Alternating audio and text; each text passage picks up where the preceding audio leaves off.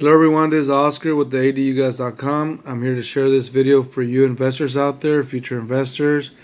We're here to help you any way we can. For those that own multifamily, we are blessed that we can now do something in regards to ADUs. Last year, ADU laws did not allow us to do anything. With the 2020 laws, we can now add add one unit to a duplex, triplex, and fourplex if it's attached. Once you get to 8 units and above, it's 25% of the total units. So I want to make sure you guys understand this, that it's 25% of the units, not 25% of square footage. So please understand this. So for example, this particular property is a triplex. This is in Wilmington, California. Homeowner has owned this property for over 10 years and has not been able to do anything to it because when this property was built, it was built on the right zoning, which allowed him to do 3 units. Well, whoever built it when this property was built. So now the zoning had changed and now it became non-compliance. So for you investors out there that don't know how this works, or even homeowners that would like to get into investing and buying multifamily, when you buy a property, don't assume that because you have a triplex or a duplex, it is a legal duplex property. It might have been legal duplex zoning and or triplex or fourplex, whatever the case may be. But when the zoning changes, that changes, and the property now becomes non-compliance. So non-compliance means you cannot add square footage to it. You can remodel it, you can make it look nice, etc., but you cannot add square footage to it. This homeowner for many years has been trying to do something, talking to the city, and he told me that they were going to allow him to add around 200 square feet. 200 square feet for a lot this size, it does you not much of anything. Does you no good, pretty much. But now with the 2020 law, guys, I was happy to tell this customer that he's sitting on gold, on a gold mine, pretty much. So when you do an attach, so an example, if this homeowner wanted to do an attach or convert, because he has a garage back here, if you wanted to convert his garage into living space and add some square footage to make a 1,200 square foot ADU, that's all that he would be able to do. Well, actually, he'll be able to do 2 units, which I'll explain to you right now. If he was to do an attach, he'll be able to do detach or attach. He'll be able to do 1. But in his case, the garage that he had, it was very old. Honestly, he was going to put a lot of money into it to bring it to code. And I'll give you a little more explanation on that for garage conversions. But for now, in his case, we're going to be able to build an 1,150 square foot ADU here. And this one right here is going to become a 1,200 square foot ADU with a 2-car garage. Man, this homeowner was so excited when we gave him the news. So now, for you to go buy land to build this, guys, you're looking at 400,000 plus just for the land alone. That's not the build.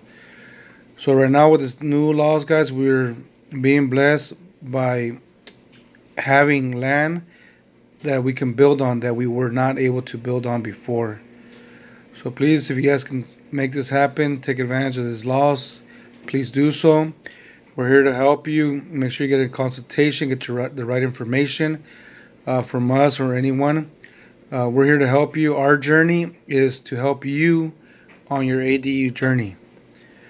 So right here, I want to give you guys some information. So in this case, from this corner of the building to this corner of the property line, and this corner of the building to this corner of the property line, you cannot build. Okay, so this whole red area is not a buildable area. Okay, so the buildable area is back here. Now with the new laws, you have 4 feet on the sides, and you got 4 feet on the rear. So this gives you an opportunity to maximize your building. So when you do detached, guys, you can build up to 2 units. Okay, keep that in mind. You can build 2 units, detached, attached. You're only allowed. This particular customer would only be able to do 1 unit. So I really encourage you guys to find out exactly what's allowable on your property. Right here, the family is planning to live on this bigger unit. So now the customer is going to be able to rent out this guy, this 1 bedroom, 1 bath, 1 bedroom, 1 bath, 1 bedroom, 1 bath. There's his retirement. And if he goes and purchases another property similar to this and is able to do the same thing, he's going to be sitting on some good assets. So guys, if you want to move forward with any things on your anything like this on your property, make sure you get the right findings. You can reach us at 310-984-9398, 310-984-9398. So I encourage you guys to get a consultation, and also please be realistic on your budget to do an ADU. Right now, there's a lot of people out there with the garage conversions not understanding the concept. When you do a garage conversion, you have to retrofit, bring it to code. The structure is not designed for living. So there's a lot of work. This weekend, I'm going to be doing a video that will give you a little bit more inside information so you can see the difference between one garage and another. Some garages have the sewer line nearby. Some have it 100 feet plus away. I'll give you an example. If this was the main home and we're building an ADU back here, a garage conversion, and we got to bring our sewer line all the way to the front and connect it to the main sewer line that goes from the street to the home, that's a lot of work. So if we have concrete here, that's a lot of work. There's some homes where the sewer line goes to the back. So if the sewer line was going to back here, that's a blessing and savings to this customer, because now whoever does the work is going to minimize the cost, and that's going to save you money on the construction. Please do me a big favor, guys. Review your blueprints when you're doing the garage conversion. Also, keep in mind that the city does allow you to do red guard as a moisture barrier, so you don't have to do a new new slab on top. I see this going on everywhere, and remember, whatever gets approved by the city, it's what you're gonna have to do. The person is gonna do the work for you is gonna go off the blueprints. So if your garage conversion is overbuilt, guess what? You're gonna deal with that additional cost. So this video is for you guys to get some insider information.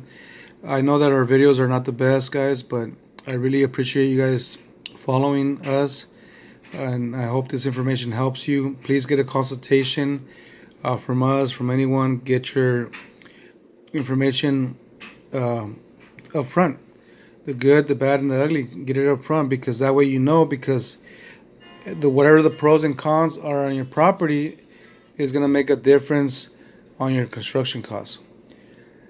So please do your best in getting the right information. Right now, the internet is very misleading in some cases, because there's cities that are adopting the state law, but they also have their provisions. So those provisions make a big difference in your costs. Because I'll give you an example. Right now, if you live in Torrance, a lot of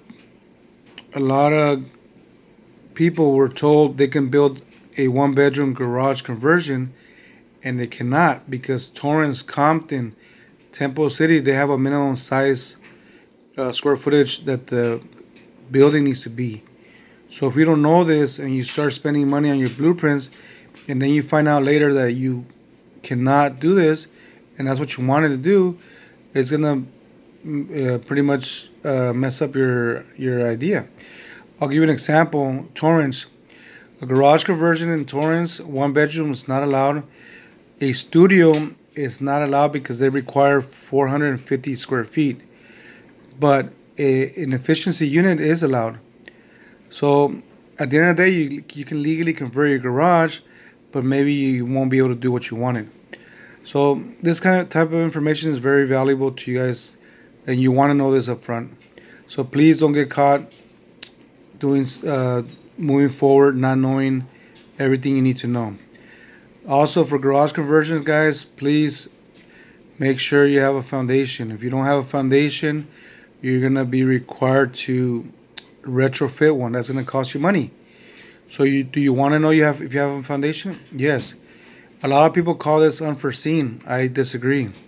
Unforeseen is something that there's no way you can find out. If you can find out if you have a foundation, then guess what? This becomes something that can be foreseen. So please do your research. Our job is to help you guys on your ADU journey. So that's pretty much our journey. So I hope you guys enjoy this video. Please subscribe, please share, and give us your comments. We're going to be going back to every city once all this situation with the coronavirus is over and done with. Please stay safe. Please cooperate. Let's stay moving forward.